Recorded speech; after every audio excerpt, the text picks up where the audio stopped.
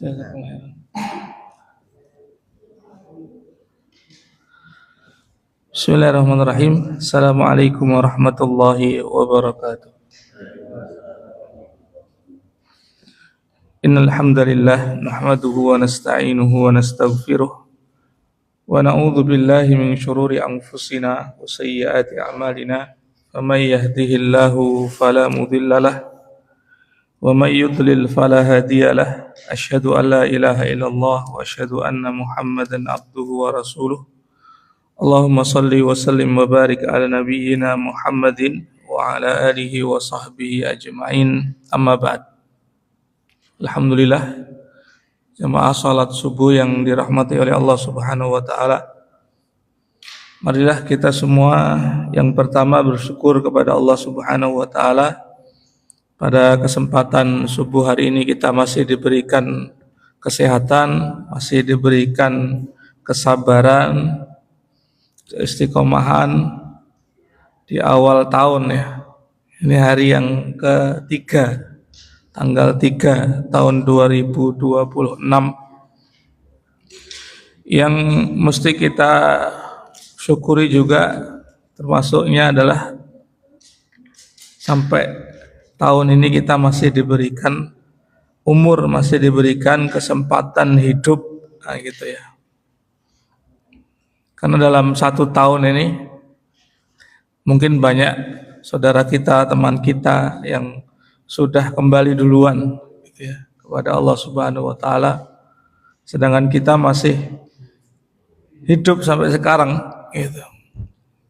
Dulu mungkin ada saudara-saudara kita yang ada di kajian subuh ini, sekarang barangkali sudah tidak ada gitu. Nanti kapan-kapan kita yang tidak ada gitu.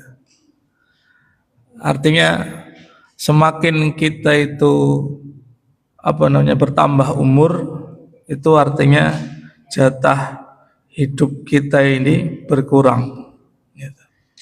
Semakin kita ini jauh dari hari lahir, semakin mendekati hari mati. Gitu. Banyak orang yang setiap pergantian tahun kemudian mengadakan evaluasi gitu ya. 1 tahun ini saya sudah dapat apa gitu. Capaiannya apa ini? Rumah sudah punya belum gitu. Kendaraan gimana? Kan begitu ya. Dihitung terus gitu. Nanti kalau sudah jalan bertahun-tahun, kemudian dibuat story kan gitu ya. Tahun 2000 tanahnya masih tanah doang, belum ada rumahnya. 2001 mulai pasang pondasi rumah dan seterusnya gitu. Nah, ini dalam hal-hal duniawi banyak kita lakukan. Nah, semestinya kita juga melakukan hal tersebut dalam urusan-urusan berkaitan dengan kehidupan kita di akhirat. Di dunia kan kadang-kadang kita perhitungan banget gitu. Targetnya sekian, begini dan begitu. Akhirat kadang-kadang kita pilih mengalir saja katanya. Mengalir saja, tahu-tahu masuk neraka nanti. Na'udzubillahi min syarri dzalik. Jangan mengalir saja gitu. Sebagaimana kita punya target tentang hal-hal dunia ini gitu ya. Kalau bisa kita juga punya target tentang hal-hal kehidupan kita di akhirat gitu. Kalau tahun lalu misalnya sholatnya masih bolong-bolong barangkali, mudah-mudahan yang hadir ini sudah tidak ada yang bolong gitu. Kenapa? Kayaknya udah nggak pantas gitu. Udah usianya itu sudah banyak yang usia mateng apa usia kematangan gitu. Udah usia mateng, udah kayaknya udah nggak pantas kalau ada cerita sholat bolong, itu udah nggak patut gitu. Barangkali begitu, barangkali masih ada gitu ya. Nggak usahkan tahun ini sholatnya dilengkapi 5 waktu. Kita itu sudah dapat banyak diskon kaitannya dengan sholat itu. Karena aslinya dulu sholat itu pertama kali diwajibkan kan 50. 50 waktu. 50 waktu itu kita jamnya cuma 24 ya. Kalau jamnya itu 25 saja biar baginya gampang ya. Itu setiap setengah jam sholat. Itu kalau jamnya 25 jam. Kita kan cuma 24. Jadi setengah jam kurang. Nggak kebayang itu. Termasuk yang ngomong ini mungkin ya sholatnya jadi bolong gitu. Karena setiap kurang dari setengah jam adzan sholat. Adzan sholat gitu.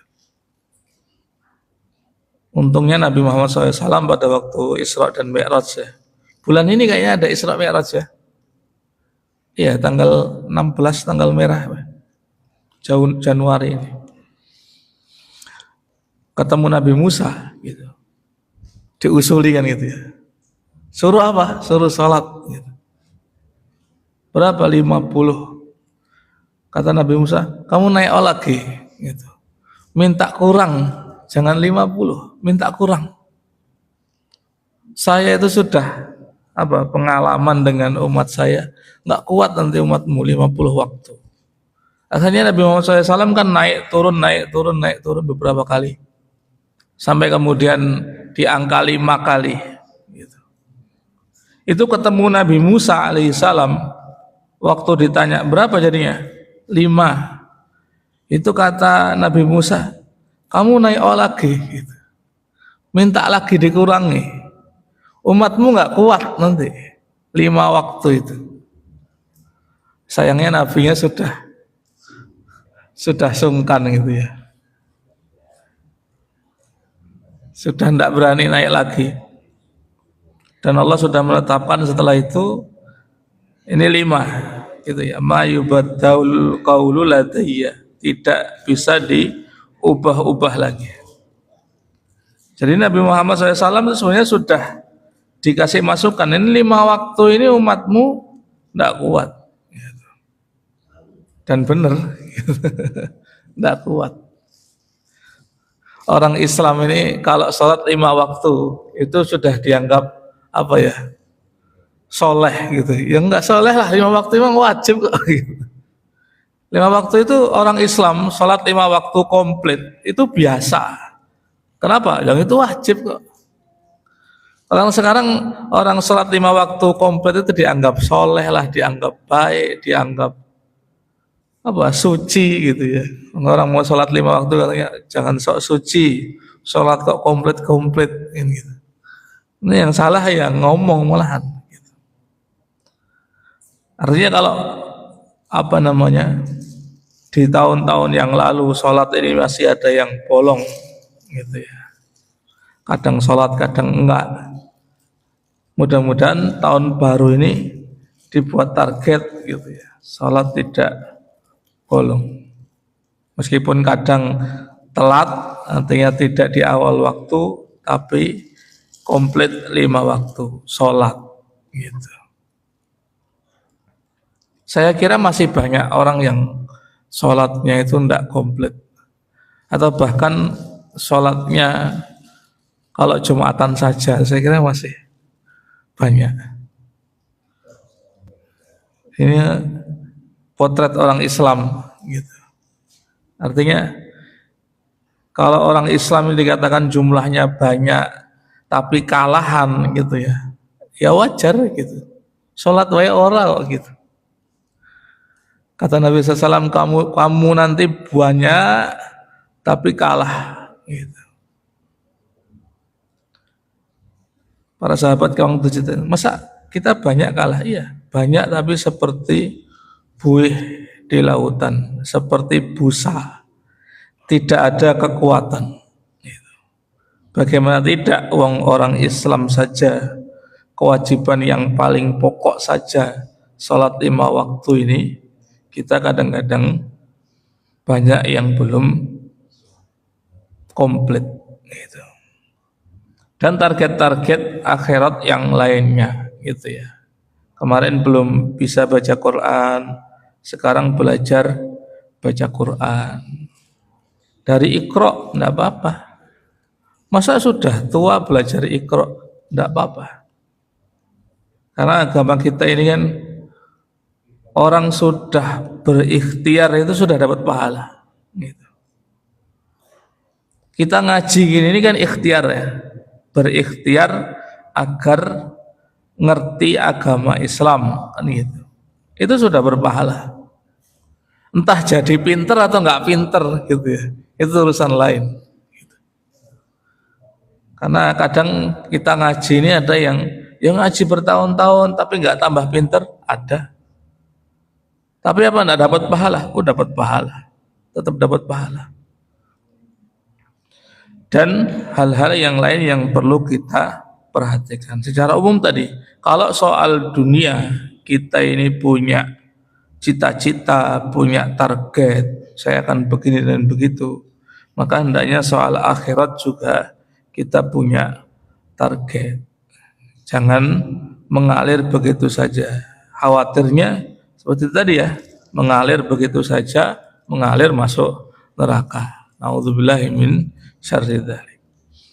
Baik, kemarin sudah diterjemahkan ayat yang ke-172, 173.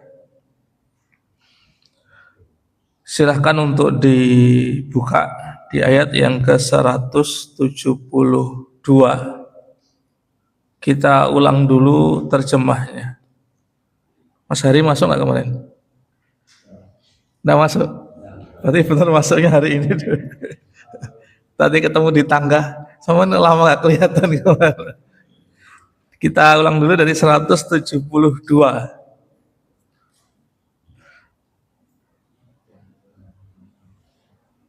Mas Adi, kelihatan nggak tulisannya? Iya, ya ayyuhalladzi na'amanu.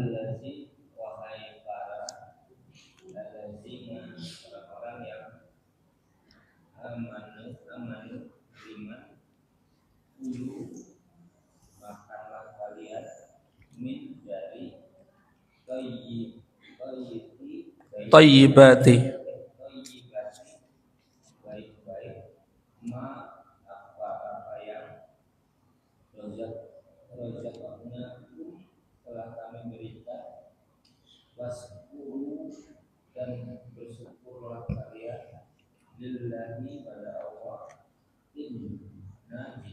In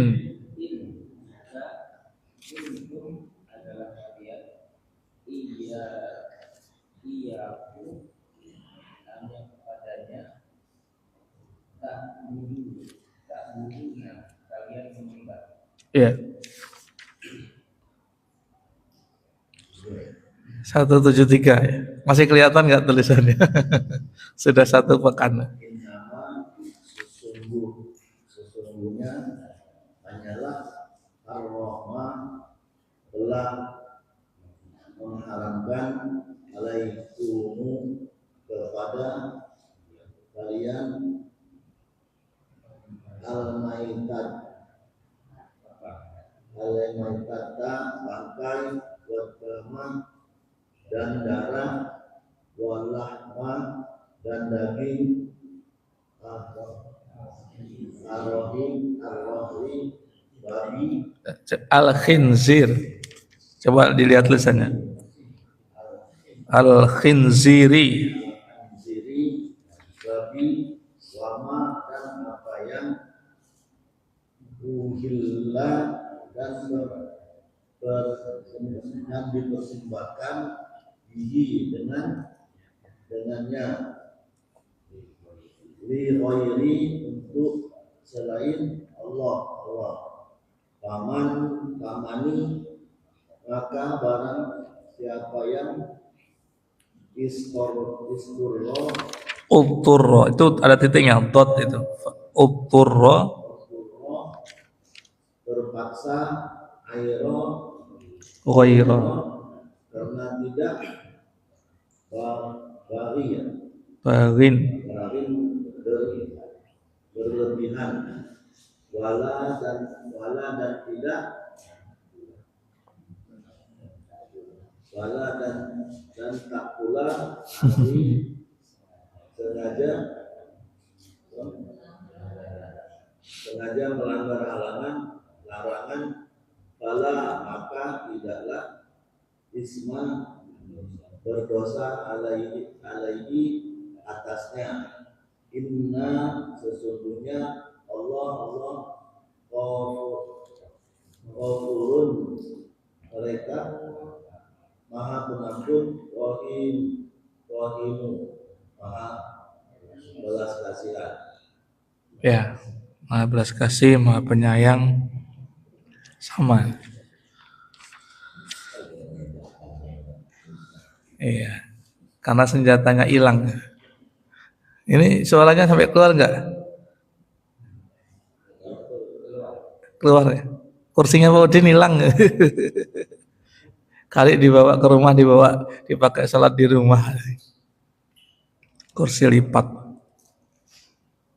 Jangankan kursi, kotak infak aja diambil kadang kotak-kotaknya.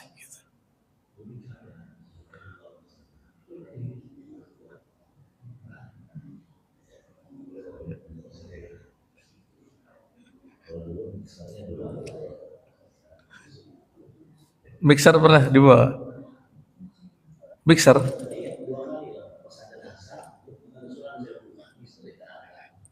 Nggak dikunci. Tetap hilang.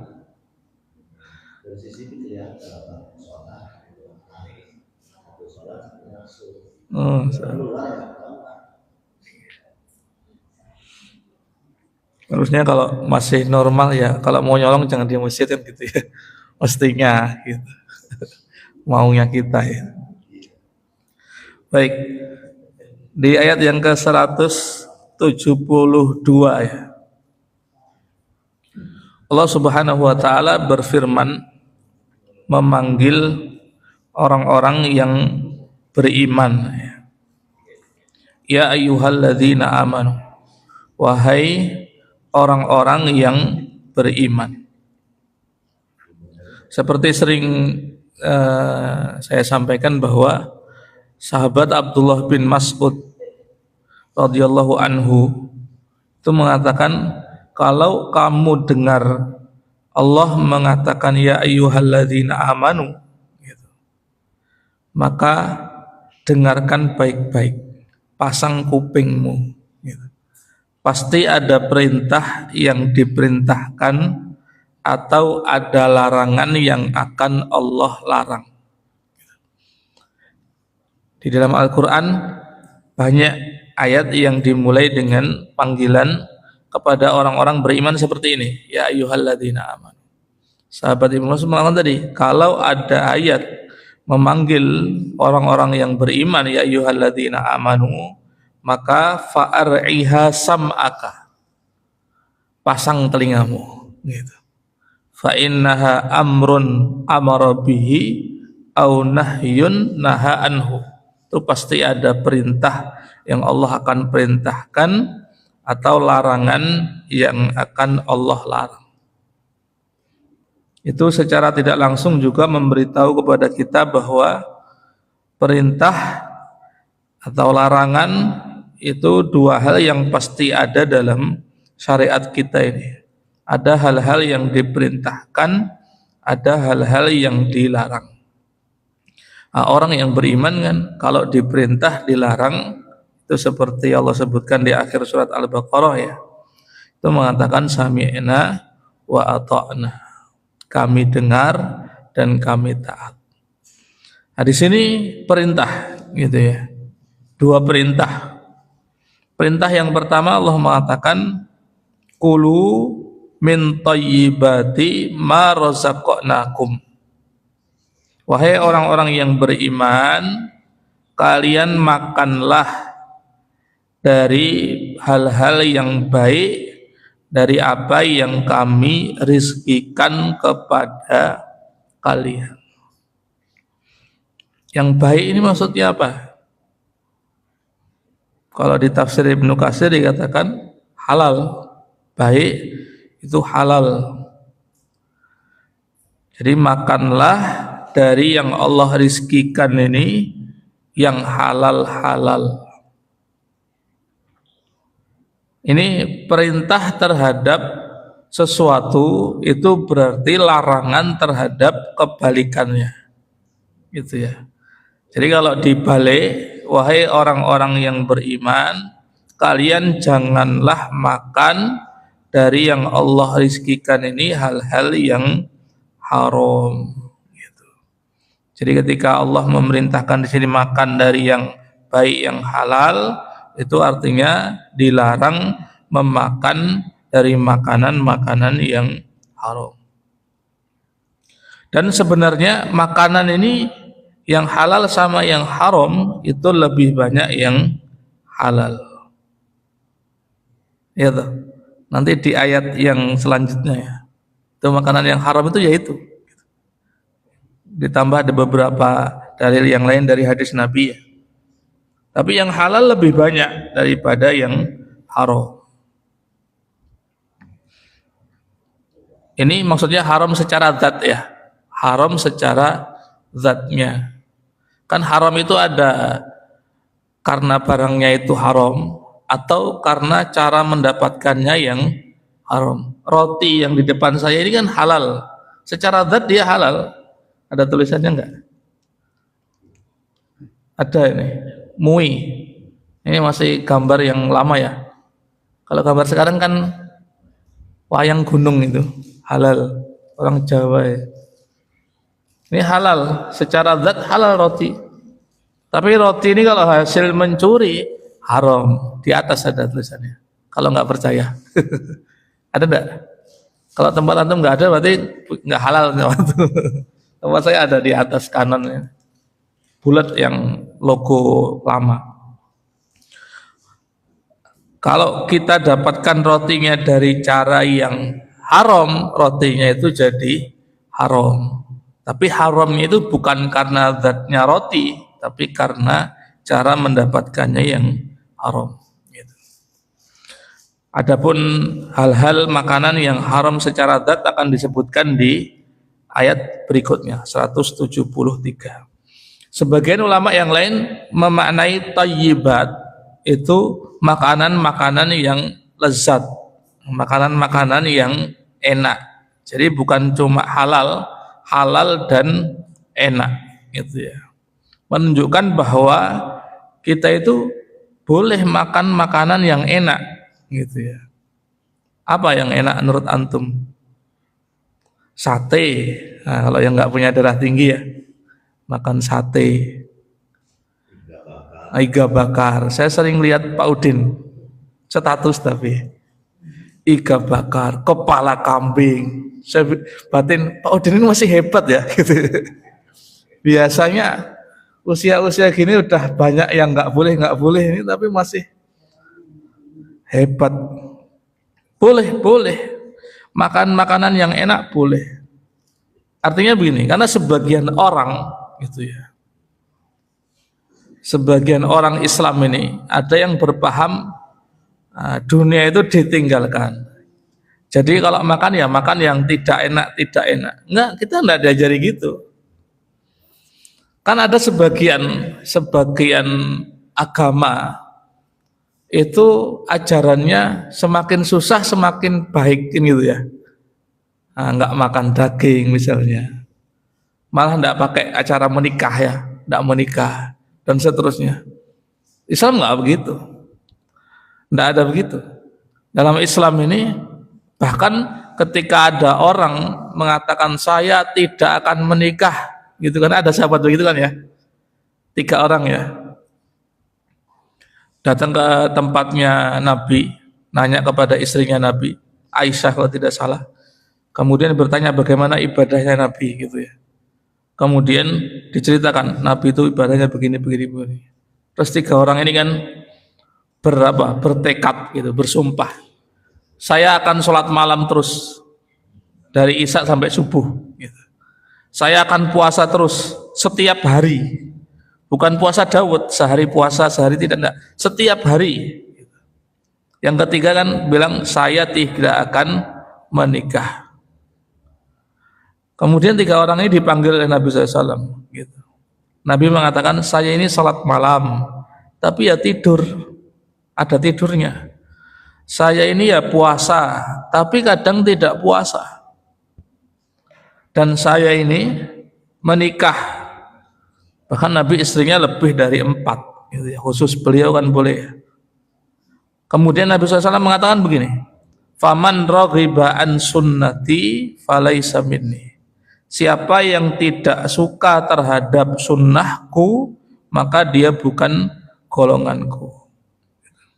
Maka termasuk menikah itu sesuatu yang disyariatkan, gitu ya. Sesuatu yang disyariatkan. Meskipun hukumnya nanti ya tergantung ya. Ada yang wajib, ada yang sunnah, ada yang mubah, gitu. Malah ada yang makruh, ada yang haram, gitu. Tapi secara umum menikah itu dalam agama kita diperintahkan. Termasuk hal makanan, kita itu diperintahkan untuk makan yang halal dan dibolehkan makan yang halal dan enak, itu boleh. Apalagi kalau ada duitnya ya. Kalau nggak ada duitnya ya jangan, gitu. Apalagi kalau ada duitnya. Maksud saya jangan pelit. Orang itu kadang saking pelitnya terhadap dirinya saja pelit.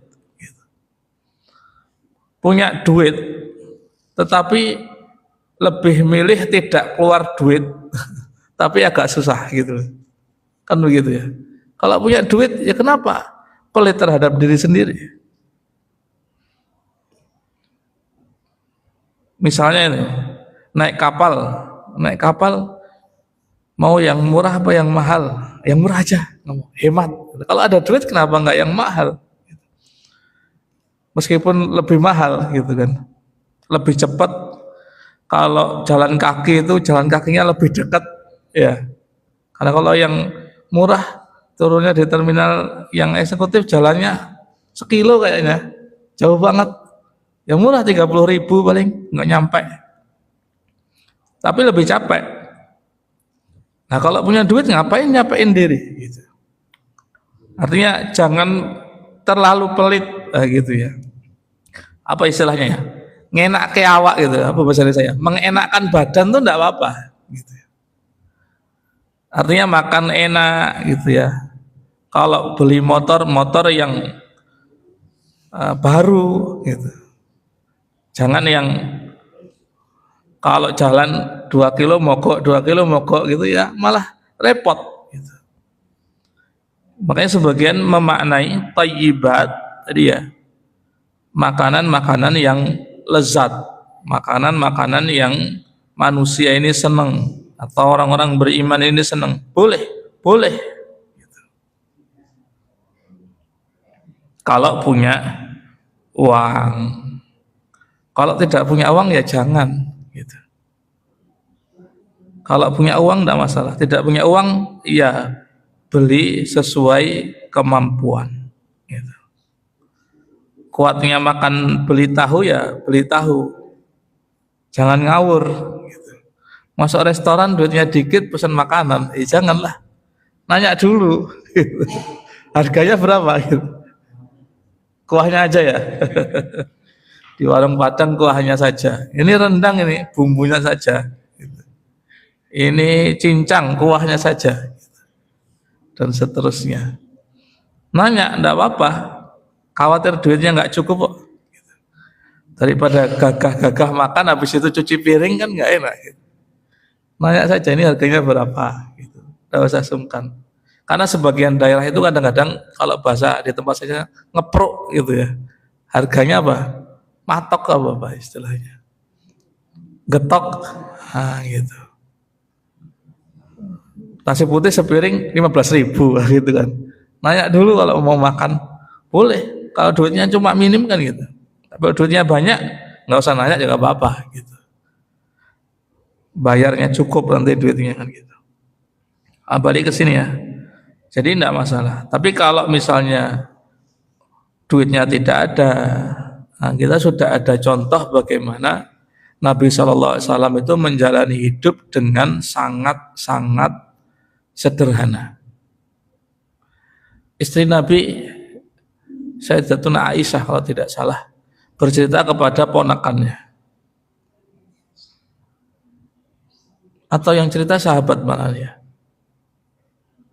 Jadi kami ini melihat hilal, kemudian melihat hilal, kemudian melihat hilal lagi 3 kali. Hilal itu kan munculnya di awal bulan ya. Saya melihat hilal, kemudian melihat hilal lagi 1 bulan, melihat hilal lagi 2 bulan, dan di rumah Nabi itu tidak pernah ada api yang dihidupkan untuk masak. Kalau orang sekarang bisa GoFood gitu kan, beli di warung 5 ribuan daripada masak, nyuci wajan, nyuci panci kan, sayur banyak orang jual. Nabi dulu pernah 2 bulan itu kompor tidak hidup itu. Cuman kadang-kadang ada yang minjemin kambing, sahabat itu ada yang minjemin kambing kepada Nabi. Minjemin kambing itu untuk diapakan? Diperah susunya, diminum. Terus ditanya, lah 2 bulan tidak masak, makannya makan apa? Kami makan 2 yang hitam, al-aswadain, 2 yang hitam. 2 yang hitam itu bukan kopi ya, satunya kurma. Kurma itu kan hitam ya. Kurma yang ada di Indonesia ini kan hitam semua, nggak ada yang nggak hitam. Satu kurma, satunya air putih. Air putih itu diomongin hitam karena ngikut kurmanya tadi. Jadi selama 2 bulan itu makannya kurma dengan air putih saja. Mungkin itu bisa dipakai untuk ide diet ya. Yang mau diet bisa nyoba itu. 2 bulan gitu. Tidak makan apapun kecuali kurma dan air putih. Insya Allah tidak mati. Kok tidak mati? Ya Nabi dengan keluarga beliau, keluarga besar loh Nabi itu. Istrinya ada beberapa yang hidup semasa Nabi wafat itu kan 9. Itu bisa 2 bulan tidak masak, makanya kurma sama air saja. Ya mungkin kalau orang Indonesia ya lapar karena biasanya makan nasi ya di minggu-minggu pertama gitu. Nanti kalau minggu-minggu berikutnya barangkali sudah biasa. Artinya kalau kita rezekinya longgar, kadang-kadang makan enak, boleh. Yang penting tidak israf, tidak berlebih-lebihan. Ada atau berlebih-lebihan? Ada. Teh 1 wadah itu harganya 2 juta, 3 juta itu satu ini. Teh yang jual orang-orang Cina itu loh. Di Indonesia 1 cup gini harganya 2 juta, 3 juta gitu. Saya pikir gigi opo gitu. Daging sak lembar istilah saya ya. Harganya 2 juta, 3 juta gitu. 1 lembar ini. Nah, kalau orang kampung kayak saya ya bisa dapat sak plastik dagingnya gitu. Bisa dibuat ini, buat itu. Ini untuk sekali makan saja di piring gitu.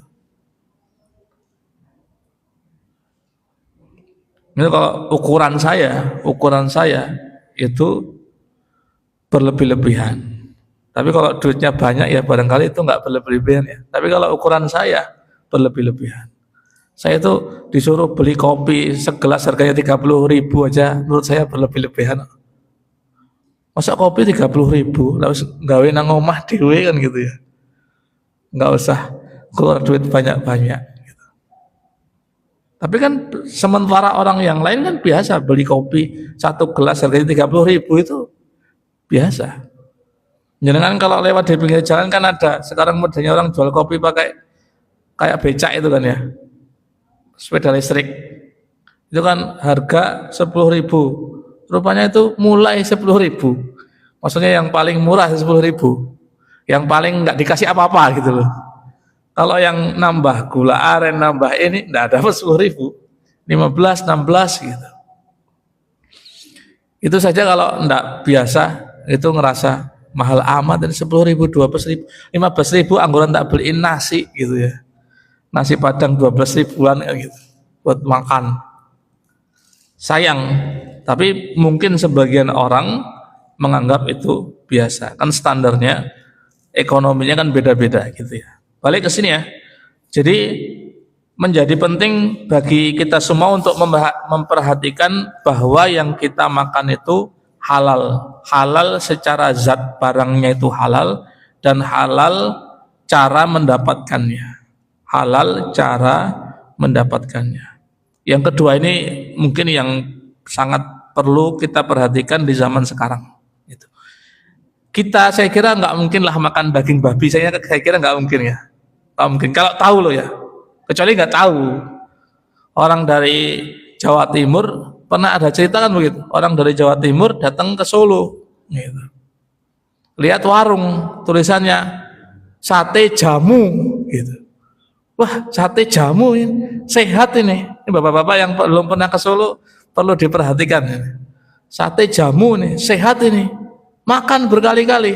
Besok datang ke Solo lagi, makan lagi. Besok datang ke Solo, makan lagi. Gitu. Sampai sebagian cerita yang lain, besoknya datangnya bawa istri pakai jilbab.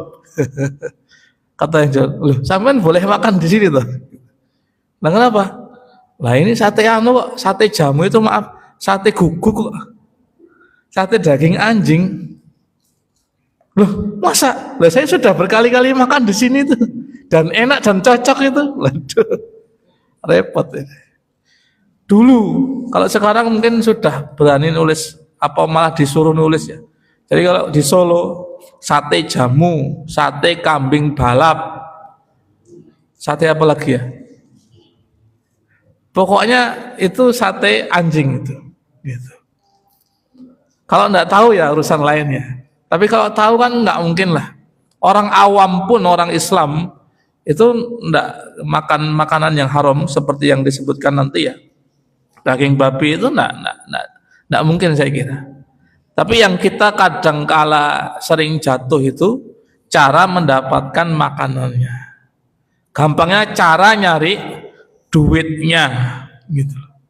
Cara nyari duitnya tidak halal.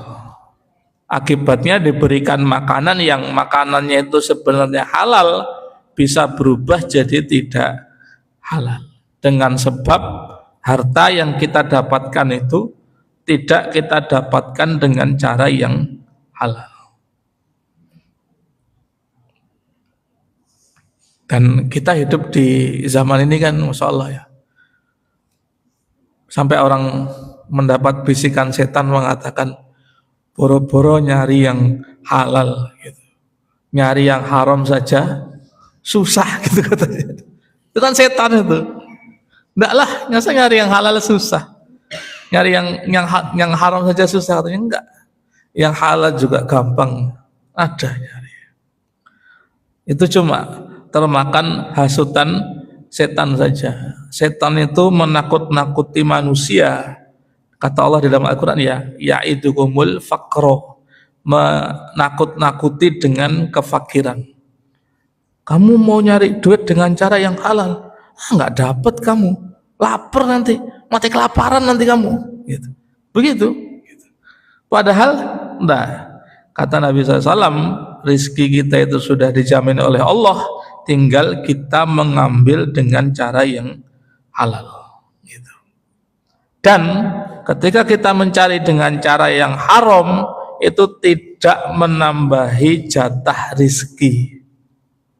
Ini yang kita mesti yakini. Jadi rizki itu sudah diukur oleh Allah, dibagi-bagi oleh Allah. Kita disuruh nyari dengan cara yang halal. Mencari dengan cara yang haram tidak menambahi rizki. Tidak. Wah, saya kalau nggak korupsi ya nggak dapat duit banyak ini. Dapat. Kalau itu memang rezeki sampean, pasti dapat. Gitu. Pasti dapat. Masalahnya kita ini kadang-kadang tidak yakin kepada Allah. Ya. Balik ke ayat ini ya. Itu perintah yang pertama ya. Makanlah kalian dari barang-barang yang halal yang kami rizkikan kepada kalian. Kami rizkikan. Nah ini ada pelajaran ya, bahwa rizki yang Allah berikan, yang kita dapatkan ini pemberian dari Allah. Jangan sekali-kali menepuk dada mengatakan aku loh pinter golek duit, jangan. Saya ini pinter nyari duit. Saya ini megang tanah saja jadi duit. Ya iya, tanah, jual tanah. Enggak, itu Allah yang ngasih. Jangan sampai seperti Qarun gitu ya. Ketika diingatkan oleh kaumnya, dia mengatakan innama utituhu ala ilmin indi. Oh, saya ini punya kekayaan ini. Saya ini punya ilmu. Saya ini sekolahnya sarjana ekonomi gitu. Banyak orang sekolah sarjana ekonomi duitnya sedikit gitu. Kerjanya harusnya ngitung duit tapi nggak ada duit yang dihitung. Kenapa? Ya bukan karena ilmu kok. Banyak orang juragan-juragan besar itu kadang-kadang malah nggak bisa baca tulis itu. Kan nganyelke itu ya. Kenapa nggak nganyelke? Orang ada sekolah tinggi-tinggi. Dia ini nggak sekolah loh, jadi bos besar gitu. Baca ABC aja nggak bisa. Kita belajar bahasa Inggris bisa baca bahasa Inggris. Duitnya sidik. Gitu. Lebih banyak orang nggak sekolah. Kadang-kadang kan begitu. Artinya bukan bergantung dengan ilmu. Rizki itu pemberian dari Allah. Makanya dia perintah yang kedua ya di ayat ini ya. Kalau kalian itu memang beribadah hanya kepada Allah, maka kita diperintahkan untuk bersyukur. Washkuru lillahi in kuntum iyyahu ta'budun. Dan kalian bersyukurlah kepada Allah jika memang kalian itu hanya menyembah kepada Allah. Bapak Ibu sekalian, di antara kewajiban kita setelah mendapatkan nikmat itu adalah bersyukur. Bersyukur apa? Kalau para ulama kan mengatakan bersyukur dengan hati, kemudian mengucapkan alhamdulillah, bersyukur dengan lisan, kemudian bersyukur dengan apa istilahnya al-arkan. Arkan itu anggota badan. Artinya bersyukur dengan cara menggunakan nikmat tadi untuk hal-hal yang menjadikan Allah ridho kepada kita. Gitu. Punya kaki dipakai untuk apa? Dipakai untuk jalan ke masjid, sholat berjamaah. Punya mata dipakai untuk apa? Dipakai untuk membaca Al-Quran. Punya apa lagi? Punya lisan dipakai untuk apa? Dipakai untuk berzikir kepada Allah dan yang lainnya. Itu nikmat-nikmat yang Allah berikan itu salah satu bentuk syukur kita adalah memanfaatkannya untuk sesuatu yang membuat Allah ridho kepada kita. Diberi duit yang banyak, nah beramal dengan duit gitu. Beramal dengan duit banyak, tempat-tempat apa istilahnya spot ya untuk kita beramal dengan harta. Dan salah satu keistimewaan orang punya harta ya, dia lebih bisa beramal lebih banyak daripada yang tidak punya harta. Mestinya begitu. Sahabat dulu kan begitu ya.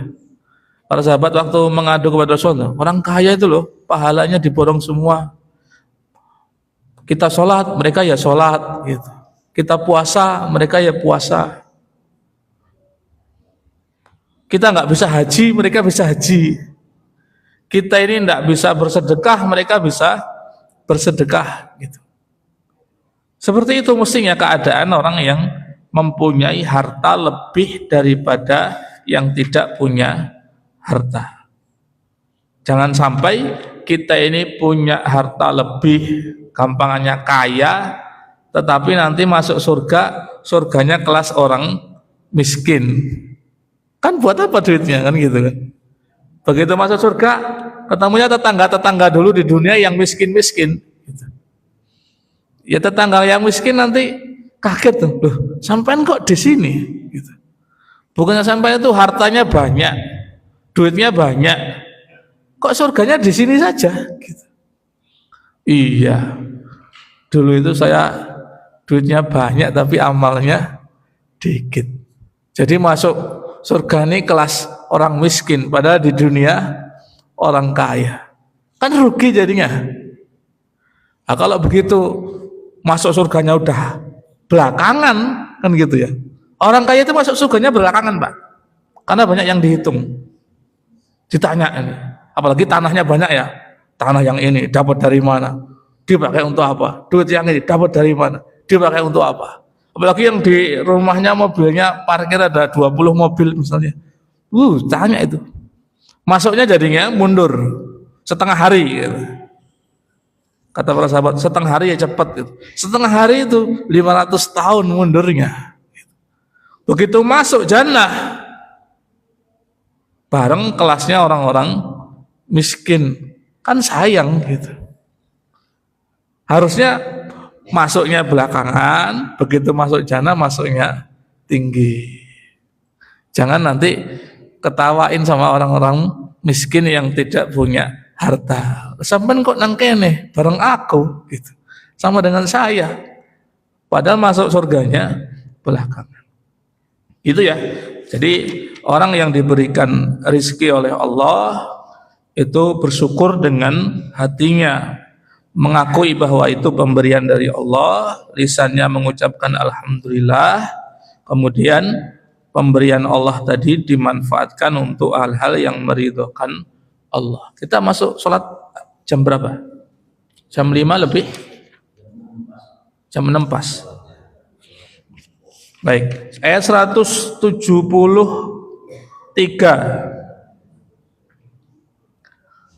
Di sini Allah menyebutkan makanan-makanan yang diharamkan.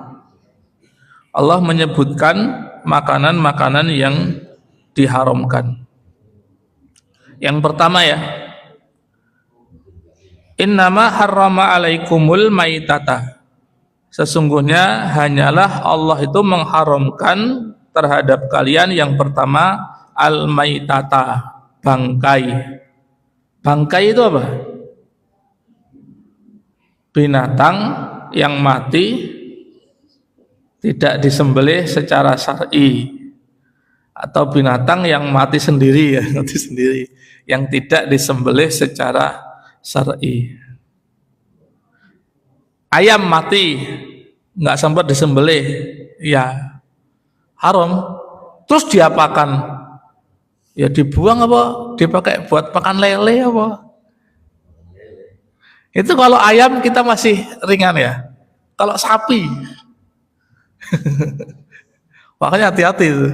Kalau sapi, mungkin banyak orang nakal, alah, wong masih anget barusan matinya, dibersihin terus dijual. Sapi murah, gitu. Daging sapi ya, harganya murah.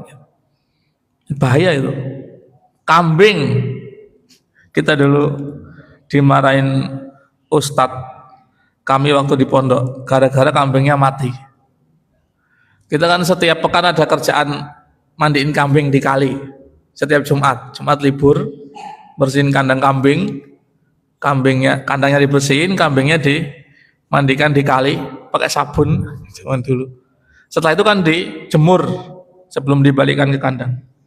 Dijemur kan ditinggal, jatuh, apa namanya? Kalau bahasa kejirat apa kalau bahasa Indonesia ya? Nyangkut. Nah, kecekek pakai talinya itu loh. Jadi dia di pinggir perengan gitu, jatuh, ketarik tali di lehernya, mati. Wah, sudah. Habis kita dimarahin. Kambingnya pondok lagi. Diomelin gitu. Ya kita nggak bisa ngapa-ngapain, mati. Galikan kubur gitu. Galikan kuburan, dikubur kambingnya. Nggak bisa dimanfaatkan. Kalau mau dimanfaatkan boleh sih kulitnya. Itu kalau mau dibuat jaket ya, dibuat apa, disamak istilahnya, diproses biar nggak bau, itu boleh kulitnya. Kalau dagingnya nggak boleh. Gitu. Itu bangkai. Nah, kalau di dalam tafsir Ibnu Katsir disebutkan ada bangkai yang dihalalkan. Nabi mengatakan dihalalkan bagi kita 2 bangkai.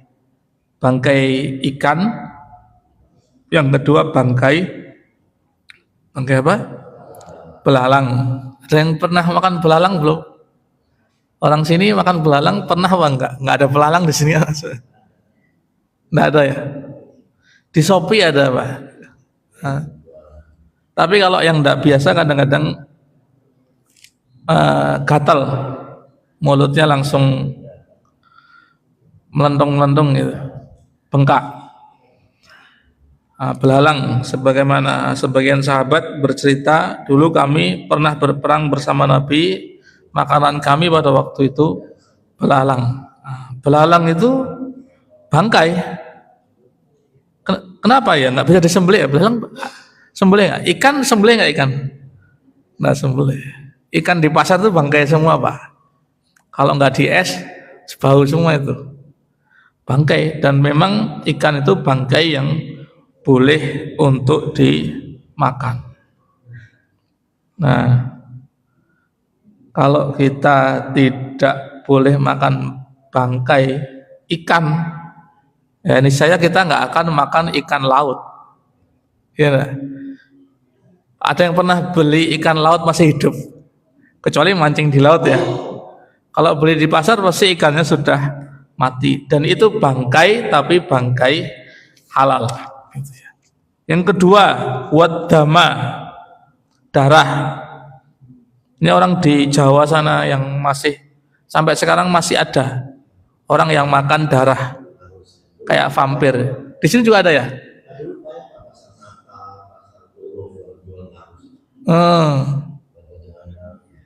Orang Lampung.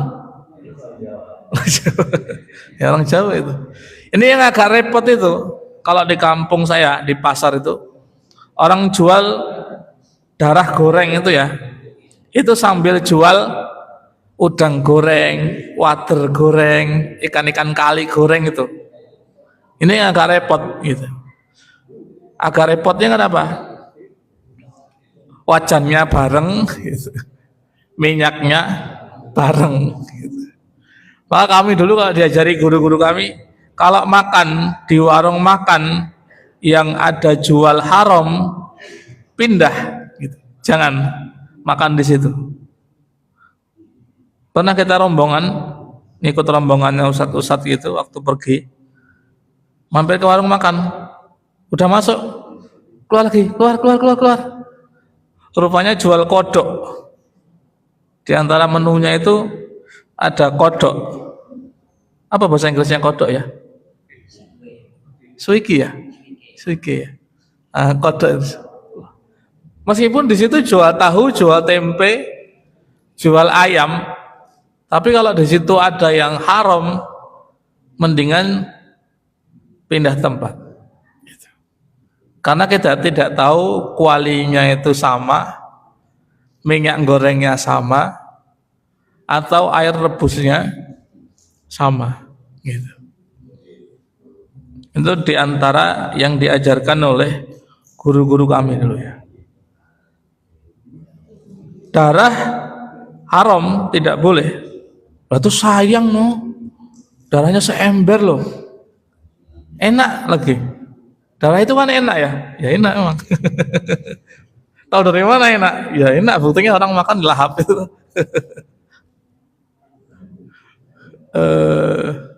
Hati ayam itu kan darah kan enak itu bagi yang suka, tapi ya kalau nggak suka ya nggak enak. Kalau hati ayam masih enak, kalau hati sapi ya terlalu besar dan rasanya kurang enak. Kemudian yang ke berapa? 3 ya, lahmal khinzir. Lahmal khinzir itu daging babi. Nah, ini yang banyak kadang-kadang orang salah paham ya.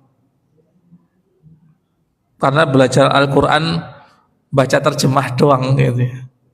Ini daging babi, saya tuh lo nggak makan daging babi, makan apa? Kulit babi, ya sama saja. Jadi yang disebutkan di sini secara apa? Eksplisit apa implisit kalau secara lafal itu? Eksplisit ya. Secara dohirnya yang disebutkan daging babi ya. Yang dimaksud semua bagian dari babi itu. Semua, mau kulitnya, mau gajihnya, kuahnya, kuah babi apa? Kuah babi itu haram karena dia sudah nyampur dengan babi. Artinya dimakan kuahnya saja. Meskipun babi ini kata orang yang suka makan enak, gitu ya. Tahu dari mana ya yang cerita orang-orang itu? Masak mie itu kalau daging pakai minyak babi dengan minyak ayam apa minyak bawang enak pakai minyak babi katanya. Jangan pulang terus tak nyoba aja, jangan. Haram mau dikasih tahu haram kok malah nyoba itu. Terutama ya kalau yang jual itu teman-teman dari Tionghoa, orang Cina. Itu kita patut waspada. Kenapa? Karena mereka punya kebiasaan masak itu pakai minyak babi yang pertama, yang kedua pakai arak homer kalau bahasa kita. Ada teman pernah mau mampir di warung mie. Begitu yang keluar yang mau jualin orang Cina gitu.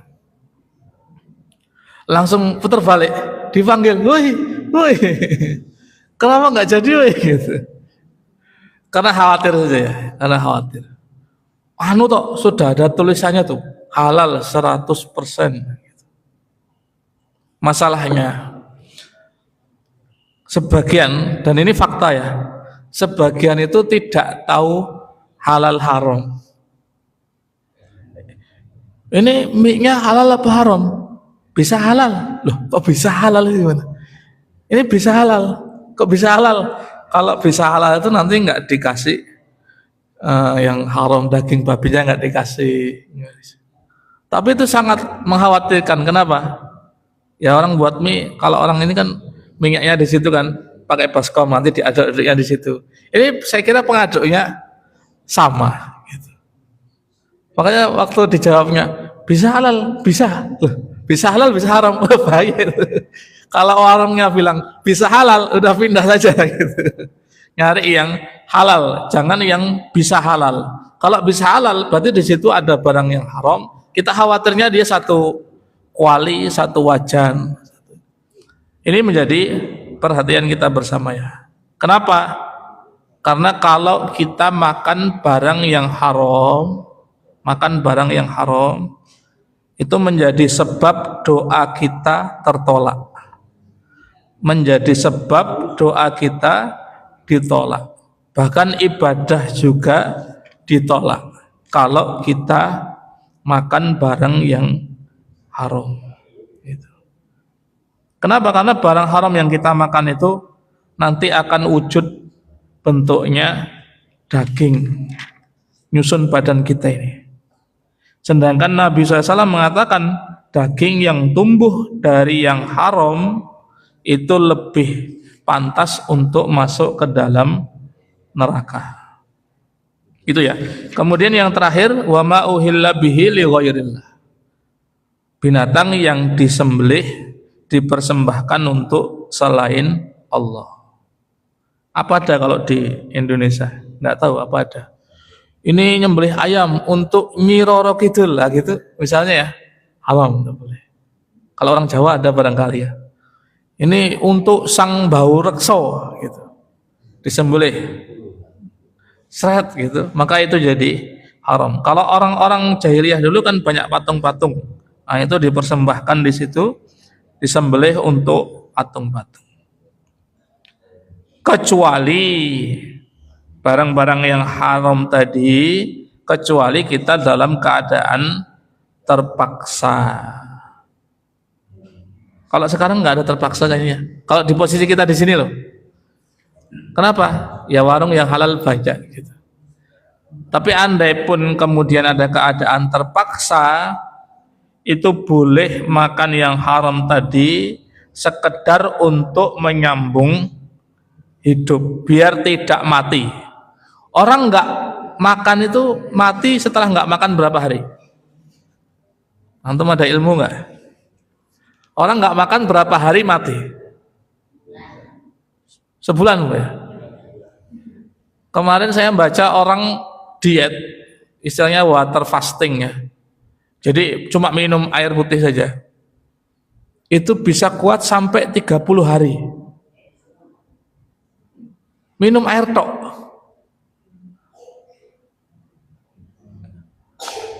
Ada yang bisa turun berat badan itu sampai 60 kilo. Kalau Pak Tekad jangan nyoba ini, habis. Sampai nggak sampai 60 kilo beratnya kayaknya. Jadi dari 120 tinggal 60 kilo. Caranya puasa, minum air saja itu bisa sampai kuat 30 hari. Luar biasa. Kalau kita di hutan misalnya, di hutan pun kalau ada daun mungkin ya disuruh makan daun dulu daripada makan yang haram ya. Yang mudah-mudahan kita tidak ada keadaan ini ya. Cuman kalau ada keadaan yang terpaksa itu diperbolehkan makan barang yang haram hanya sekedar agar tidak mati. Cukup makan sejempol saja, ya makan sejempol gitu. Jangan makan babi utuh satu ekor. Nah, ini bukan bertahan hidup ini. Itu menikmati sudah gitu. Bertahan hidup itu cuma sebutuhnya biar tidak mati, makan seberapa. Mungkin itu yang kita bahas ya, sudah jam 6, insyaallah kita lanjutkan pada pertemuan yang akan datang. Mudah-mudahan Allah memberikan kefahaman kepada kita semua, kesabaran dan keistiqomahan untuk mengikuti petunjuk-petunjuk dari Allah Subhanahu wa taala. Amin ya rabbal alamin. Wa aqulu qouli hadza astaghfirullah li wa lakum. Wassalamualaikum warahmatullahi wabarakatuh. Ini sudah jam 6 lebih 2. Silahkan kalau enggak sholat